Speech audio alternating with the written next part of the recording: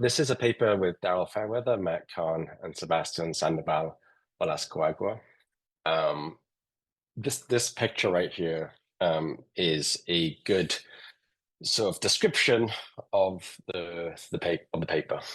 Um, this is a week and a half ago.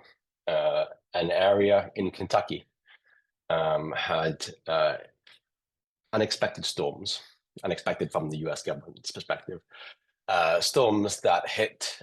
This is an area called Bonneville, and the storm killed 14 people. 1,000 people had to be evacuated, and I think as of last week, about 40,000 homes were uninhabitable. This event, from the perspective of the U.S. government and how they model climate risk, was a 1 in 500 year event for this area. There is now an industry of organizations, both foundation and private sector, that have been modeling climate risk for the last, I would say, 10 to 15 years. It stemmed out of academics working with the insurance industry. And those models, which I can go into a lot more detail during this talk, had this area at a flood risk of less than, so more than 1 in a 50-year event. So it's very, very likely. So there's a lot of discrepancy between how governments model flood risk and how companies and organizations outside the government are modeling flood risk. And that is the objective of our paper, is to understand, is these differences in climate risk, when you present it to the market, does that change behavior? And so we're going to focus on the housing market. We're going to focus on the demand side. And we're going to focus on flooding, just because this flooding was kind of like the first main risk that this climate risk industry really took a grapple with. So adaptation is obviously a very important part of whether we think there's going to be large, medium, or low damages from climate change. There are many ways in which humans can adapt to climate change. It could be they locate themselves for work, leisure, or home in a location that's safe. Or conditional on where they choose to live or work and have leisure, they can defend themselves. Like this home on the right, this is a home just off the Mississippi River. Pretty extreme ways to defend themselves by building pretty much a fort around their home. So in all of the work in economics on adaptation is usually you're hit with the shock, how do people then respond? The focus of this paper is, well, even before people are hit with a shock, can you actually get them to adapt by where they locate themselves? So we're going to focus on whether adaptation can be forward-looking. There's going to be a particular home or particular area that's going to have that shock in the future. Do people sort of move away from living in that area if they know there's a higher probability of being shocked in one area as opposed to the next? That's kind of like the main research question of this paper. And then what can information do to enable that forward-looking adaptation? As I said from the outset, we're going to use this new levels of information on climate risk that come out of academics and the insurance industry. So we're going to focus on flood, just because flood is like the biggest climate shock in the world right now, whether it be in the US or in the rest of the world. It has the most direct damages in terms of thinking about human mortality and morbidity. It also has one of the largest indirect damages, so the impact it has on capital. If you think about the environmental economics literature, how have they thought about flood risk and the disclosure of flood risk?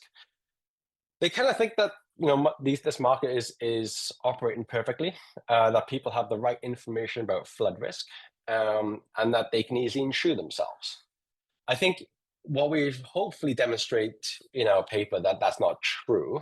I also think there's a lot of evidence out there that we're not too sure which way these things go. So it seems like for flood insurance in the US, if you are in a 1 in 100 year flood zone and you have a federally backed mortgage, you should have flood insurance. And that would be up to $250,000 of the property of your home. there's been more and more work suggesting that people are just not insuring with respect to flood. Even though it's mandated, no one's really checking it. So there isn't really a lot of flood insurance as we expect in these areas. I think the Kathleen Wagner paper is pretty nice and suggesting that even in high risk flood zones, more than 60% of people don't have flood insurance. So this market of flood insurance is not really like working that well. And we've seen it from the wildfire insurance in California recently. There's a lot of regulations. There's a lot of wedges and frictions that don't make this a really well functioning market. Secondly, even when you tell people that they live in a flood zone, people don't necessarily like update perfectly. And so do people have access to the right information about flood risk? And hopefully I can demonstrate to you in this paper that how we've done it in the past, especially in the US and many other countries, it's backward looking and it's not particularly great. So in the US, the FEMA, which is part of, well, I don't know where it'll be FEMA in the future, but in the past, FEMA have been the ones that have looked at climate risk for the US. And so FEMA provides climate risk to the market in multiple different ways, primarily for banks to define mortgage risk when you're given that mortgage in that high flood risk area. Secondly, to insurers. Third, to planners. Fourth, to thinking about adaptation measures like levees and dams. And then lastly, to citizens to understand flood risk. I've tried to buy a home in the US. I bought a home in the US twice, and I've tried to look at the FEMA website to understand what's that climate risk. And it's such a bad website that it's really difficult to understand where is that risk. But that wasn't the sole purpose of FEMA's climate risk. It was for the market rather than for citizens. But I would say, like, if you were interested in seeing how bad this was in the US prior to the climate risk industry, flood maps are supposed to be done for the whole of the US and updated every 5 years. We find that 75% of the US has flood maps that are older than 5 years. Actually, maybe just over 10% date back to the 70s and 80s, which is crazy. 40% of the US is not mapped. It is shaped by political and stakeholder interests. They don't look at future flooding, they just look at historical flooding, and they miss precipitation and storm risk, which is the pluvial and fluvial flooding. I'll just give you an example of the political interests in flood risk in the US. This is Canarsie, just off Brooklyn in New York. This was the map in 2007. The dark blue areas are where you have like this high flood risk, 1 in a 100-year event happening. That map was from 1983. It didn't change for over 24 years. And then Superstorm Sandy came in and flooded half of Canarsie in Brooklyn. And so this was like the mixture of satellite imagery and on-the-ground data collection to understand where did the flood actually take place in Canarsie. Then FEMA came in and said, well, actually, like this is the new flood map in 2015. Which looks quite similar to where was the actual flood incidents in 2012. But then the New York government were like, no, we don't like that. We want to go back to our old flood maps. So you see there's a big difference between what is the real risk and what's the risk being given to consumers. Now, there are multiple reasons as to why local governments and businesses might not want to have an area that's being defined as high flood risk. It increases their premiums. They got lemons to sell. It's like, it's difficult, okay? So there's a lot of politics. So that's where this new climate risk industry came in that was trying to take all of the academic research on climate science on the very high and medium level, and then take the ground level proprietary data on like what does every property and what does every piece of land in the US look like and try to map them together. And then say, well, what does the future climate look like in terms of sea surface temperature, the propensity to have storms in a particular area, and just precipitation. So you got these scientists, these academics were brought in initially by the insurance industry, but then they moved into like this climate risk. And now we have First Street Foundation, which is kind of the leader. You have a few others like Jupiter, but First Street is kind of like the leader. They now have a company as opposed to a foundation. You can make it that whatever you want. But essentially, they have like these models for every parcel of land in the US to have some sort of flood risk. They run this for future climate scenarios. So they use sort of net zero by 2060, which means like a 3-degree increase in centigrade by 2100. They try to be open source, transparent, and they obviously peer reviewed. If you're an academic, you've got to pay for the data, which is not particularly great, but that's the model that they ran. And I won't go through our sample testing because I'm out of time, but they're pretty good in our sample testing. So essentially, every parcel of land in the US has a flood score, which is a combination of the likely event that flood would happen, and then the likely incidence of that event. So they have this matrix where on the X is the probability of the event happening over a 30-year period for that home, and on the Y is the incidence or the damage, likely damage from that flood. So what we did in this experiment, we used these numbers that First Street Foundation created to put on every home in the US. And what we did is randomize whether consumers saw that information when they are searching for homes. Okay. So in terms of the homes in our data set, if we think about low, medium, and high flood risk, we have about 85% of homes in our sample. That's like the whole of the US for the 3 months that we did our experiment that have low flood risk. About 11% have about medium flood risk, and then about 4% of homes in the US have high flood risk. However, FEMA have like this 100-year special flood hazard area, which means only 1.7% of homes are high flood risk. So obviously there's a disconnect here between the 4% and the 1.7%. So that's going to be where we're going to focus our attention for some parts of the analysis of this paper. And we're going to use Redfin, and I'll talk about Redfin in a second, but the proportion of customers map pretty well to the distribution of the flood risk in the US. So in the essence of time, I'll go through this quickly. Redfin are a brokerage that have about 20% of US market share of housing searches. So they have an aggregator of all homes on for sale or for rent. And then they have their own agents on the ground that will try to sell or buy them. And so they're a little bit different from Zillow. Zillow don't have agents, but Redfin making money from agents. So why that was particularly exciting for us to do this research was we can get the search data of everyone in the experiment, nearly 18 million people in our experiment. And then we can see how they go down the funnel. So how do they start searching for homes, touring homes, liking homes, and then ultimately put an offer on homes? What is the offer? Are they outbidded, or do they actually get that home? Because we have the agent data, so we can see the whole cradle to grave of an individual with respect to buying a home. But we only have that for 2% of the US population at that time. So with 20% US market share, we got 2% of transactions. That's just like as a function of Redfin's market. Okay, so I won't go to hypothesis, but essentially, too much. Essentially, what we're looking at is how does this new news, this like belief that now you are searching for homes that have high flood risk, how does that affect you? We think it obviously affects the people who are going to have a larger shock to their beliefs. So they're the ones that are going to be probably inland, that are not part of FEMA's flood zone, and they have high flood risk. And so that first picture I showed you of Bonnieville in Kentucky, that's definitely a good example where it's near a creek, but it's inland and it's not within a FEMA flood zone. Or it's those individuals that are searching for property on the coast, but are not defined as a FEMA flood risk zone. So that's the two types of consumers that we'll be focusing our attention on in this experiment.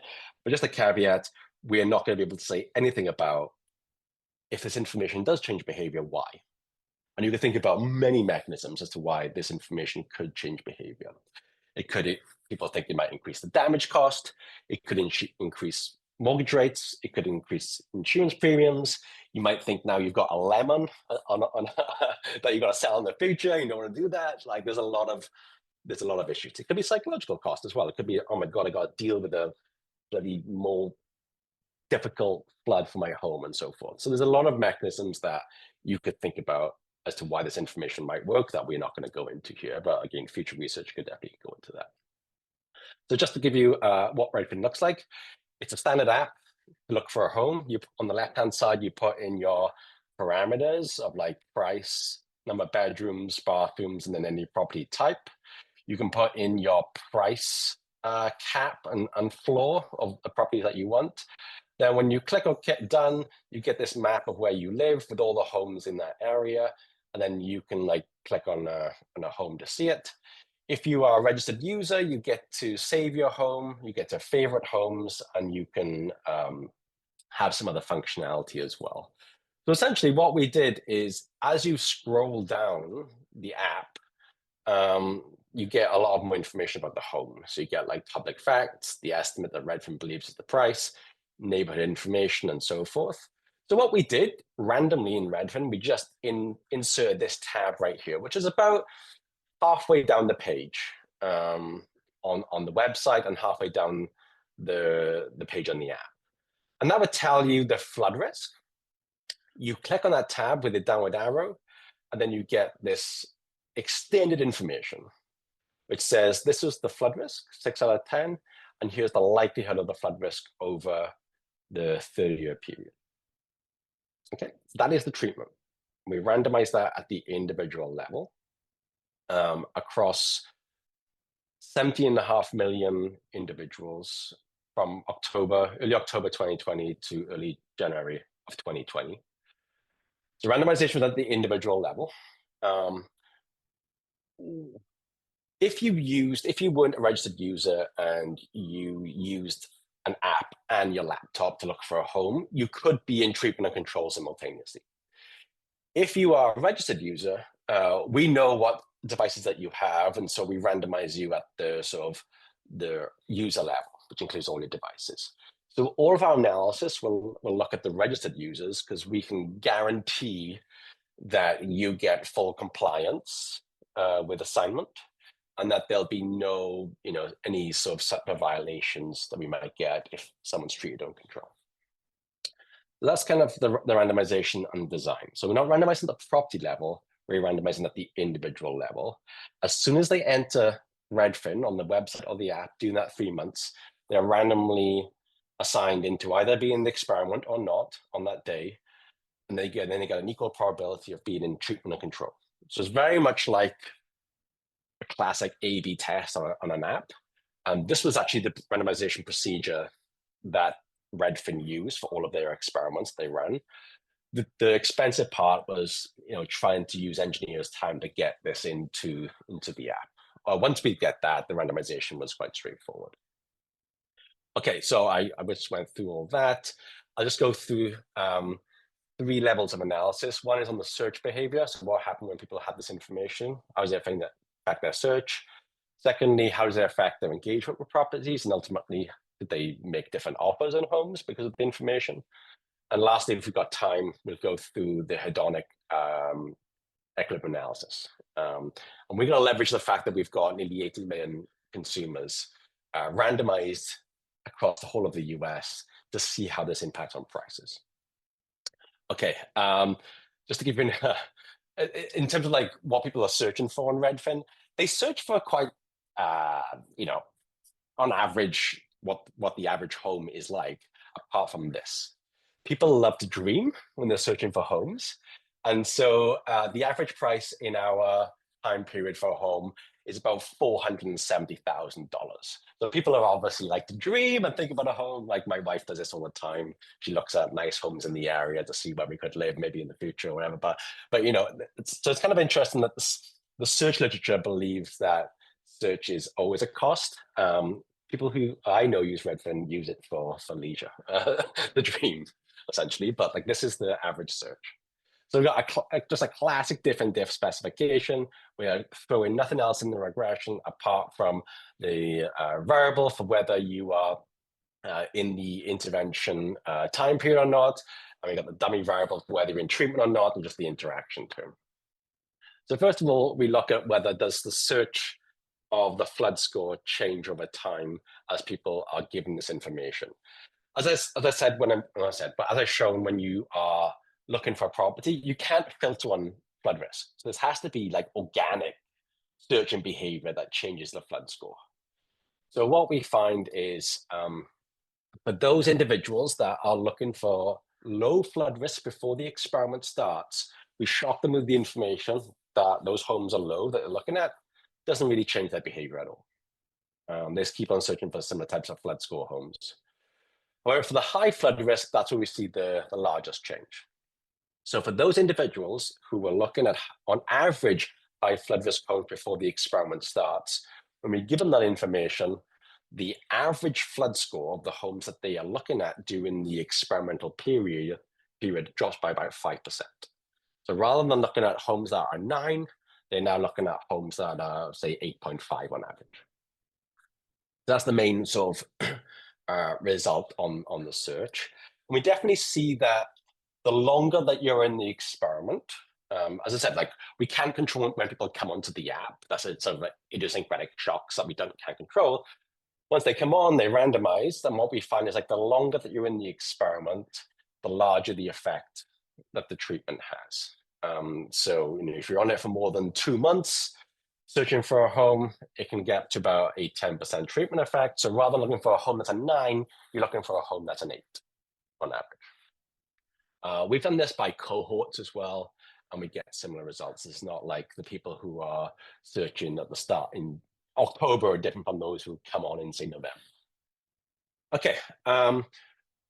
One piece of evidence that I think is quite helpful is like when people are looking in a zip code that doesn't have much variation in flood score, the treatment doesn't work. It doesn't change behavior, I should say. That doesn't make sense because people are quite sticky with locations that they want to live in. People don't go to a different zip code because they don't like flood risk. But when there's a lot of variation in the flood score within a zip, that's where we see these large effects. So when there's room to find homes within your zip code that have lower flood score, you start to look at those homes more. Okay. And so the mechanism, just in the essence of time, because I know I've got a lot, is that people start to concentrate their search quicker in that zip code when they're given this treatment information for the high flood risk individuals as opposed to the control group. So the spatial concentration collapses, and the time it takes them to get to market also reduces. There's kind of like a Tversky elimination by aspects model, or it could be like a Satisficing model as well, which is like you just eliminated like the bad, the lemons, and you just converge on like this non-lemon in the zip code quicker. That's the mechanism that we find. Okay, and this is all coming from of homes that have a spatial proximity to a creek or a river or a lake and not by the coast. So it's kind of like the waterfront properties that are like Bonnieville in Kentucky that are close to a creek that are not in a FEMA flood zone, but that get hit. It's that 2.3% of homes that FEMA do not believe is high flood risk, but these climate modelers believe are high flood risk.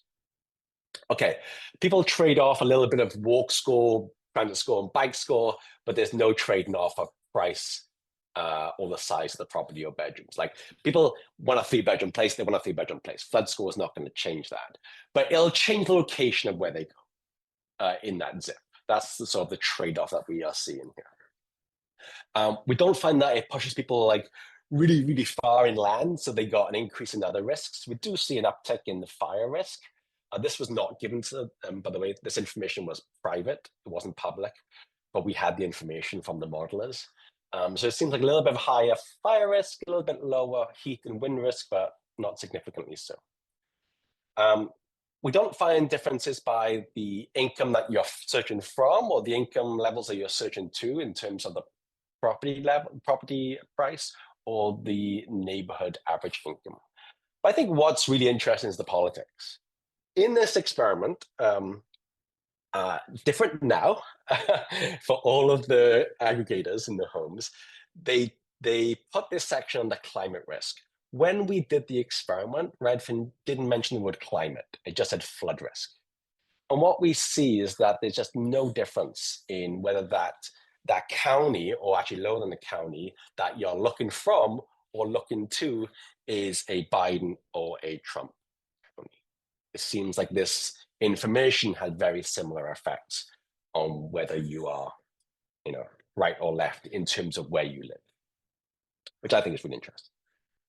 Okay, I won't go through all the robustness. You can look at the paper for that. It doesn't seem like we negatively impact on people's engagement with the app, which is why Redfin really wanted to test this, is because they were concerned that some people might not like this, they might not like high FID scores, but we don't see any of that. So just to quickly go through sort of the second main result. So we've affected the search behavior of all the registered users, and then we got the users that come down the funnel of the app and use the app to buy a home, which I said before is 2% of the US market buy a home through Redfin. When we look at the observable characteristics of treatment and control on the likelihood of using Redfin to buy a home, there's no differences. There may be unobserved differences, we can't control that, but who comes down the funnel, there's no difference in observables. Well, and so what we find is there's no difference as well between treatment and control in making or the placing an offer on a home through Redfin. So we see like a little bit of a decrease, but these are small. Like this is like a tiny change in the probability of making an offer on a home, whether you're looking at low, medium, or high flood risk before the experiment starts. So the probability of making an offer doesn't change, but what it does change is where you make that offer. So this is was the most surprising result to us in the whole paper, which is those that use Redfin to buy a home, and they've been assigned to treatment as opposed to control, and they're looking primarily in high flood risk areas, they drop their probability of putting an offer on a high flood risk home by about 65%. So it seems like they are, we don't have enough power really because to see this, but it seems like they are moving towards more of the medium risk. So that's kind of like the really big result that we were like, oh, wow, this could maybe affect prices. If we have enough people that have this information and they just stop from bidding on just high flood risk homes altogether, then there might be reason to look at the housing market altogether. But as we mentioned, randomization is at the individual level, not the property level.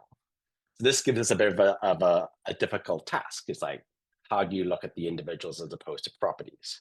So just to go through quickly, what we did is because we have the whole of the Redfin data set, we've got nearly 18 million users that are randomized, we could say for that 3 months, for every home that was for sale in the US, what is the proportion of people using Redfin that were in the treatment group as opposed to the control group?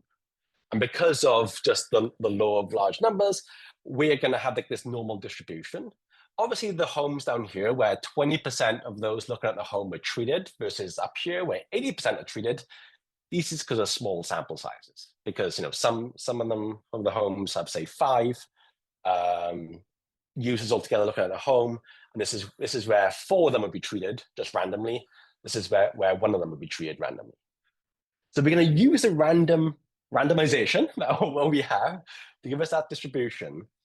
I'm going to put this variable into the hedonic regression for the MLS in that 3 months where we did the experiment.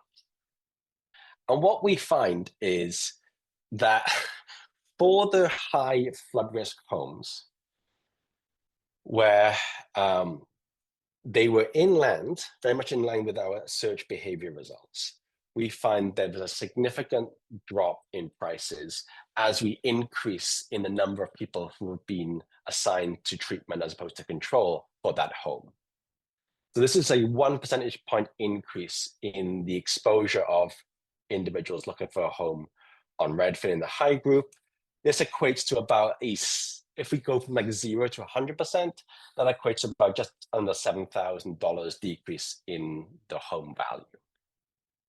So this is the way that we try to back out the impact of disclosing this climate risk across 17.5 million households or individuals, and then saying what's the fraction that these homes are treated versus not.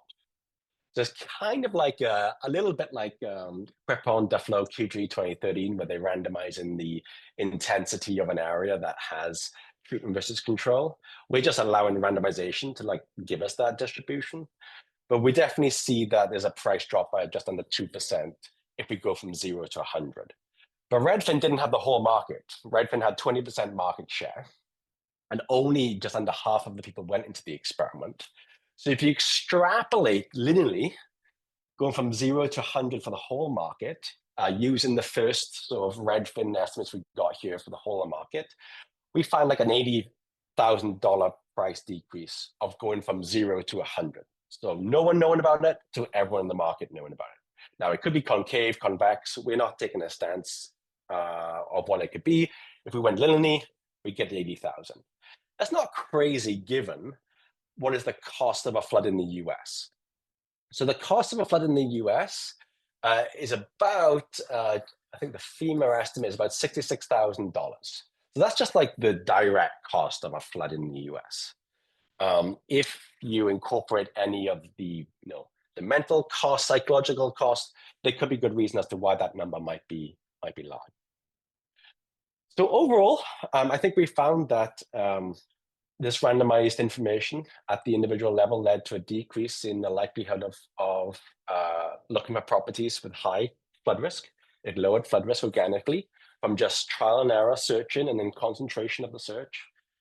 It led to a reduction in the likelihood of making an offer on a high flood risk home.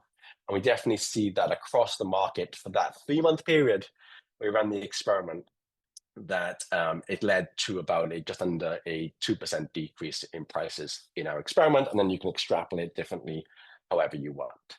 But I think what's really interesting is Redfin was one of the first ones to do this. We ran the experiment in 2020, and now everyone is using this information. So it's very difficult for us to assess what the market-wide impacts of this information on the housing market, just because now everyone has this information and everyone has all of the climate risks. So you've got wildfire, you've got storm, you've got heat, you've got wind, in addition to flood risk. And so all these risks are now there for the whole of the US. And there's an industry of climate risk companies that are now providing this information, trying to disclose it.